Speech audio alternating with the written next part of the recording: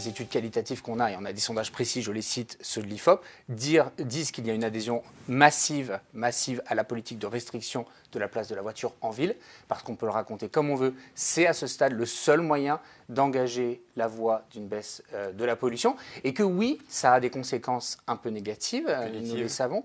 Non, pas punitives.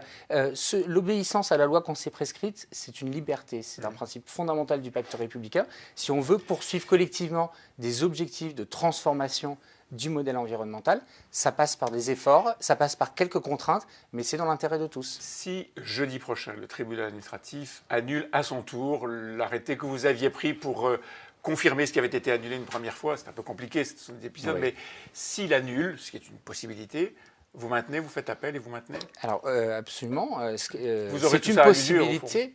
Non, mais c'est pas l'usure, c'est la volonté, ça s'appelle. En politique, ça compte. Et puis les Parisiens en jugeront en 2020. Ça s'appelle de la volonté. Ce qui est certain, c'est que d'abord, on respecte la justice. Donc, on va attendre la décision, on va lire la décision, comprendre son sens, positif, tant mieux, négatif, on verra comment on peut s'en inspirer. Mais nous restons, la maire de Paris reste déterminée à ne pas céder sur des arguments juridiques, sur le fait de renoncer à l'ambition de la transformation de Paris. C'est une exigence de lutter contre la pollution, elle est impérieuse, et donc il faut trouver les moyens juridiques pour cela.